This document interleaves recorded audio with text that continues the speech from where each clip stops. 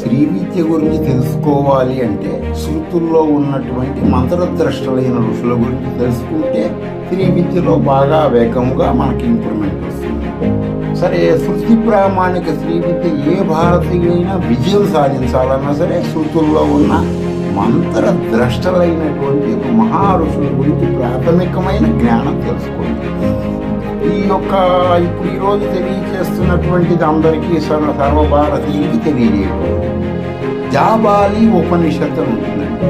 దేనికి సంబంధించిందంటే సామవేదంలోకి చెందింది ఈ ఉపనిషత్తు. అందులో వచ్చేసి జాబాలి అనబడే ఒక మహా మంత్ర ద్రష్టనే రుచి ఉంటాడనమాట. ఆయన శ్రీ విద్యా గురువులలో కూడా మంచి అగ్రగణ్యుడు అనమాట.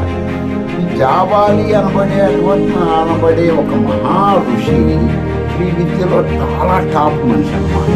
మహానదులు మహామంత్ర ద్రష్టలైన ఋషుల జన్మ వృత్తాంతము చిత్రంగా ఉంటాయండి.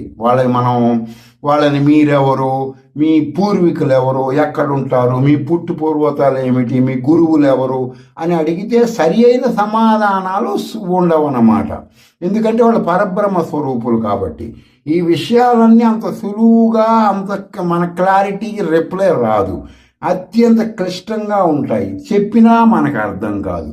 అందుకని మహారుషుల చరిత్రలన్నీ కూడా మన పరిమితి అవగాహన అతీతముగా వాళ్ళు ఉంటారు.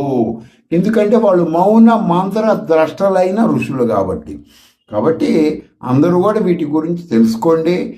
వాటి నుంచి ఋషులకు సంబంధించి చెప్తాను. ఈరోజు చెప్తున్నటువంటి జాబాలి అనబడే మహారుషి గురించి రేపటి నుంచి మీకు క్లారిటీగా వివరణ జరుగుతుంది. ఈరోజు ముందు ఋషుల గురించి ప్రాథమికమైన జ్ఞానం అనేది తెలియజేయటం జరిగింది. స్వస్తి.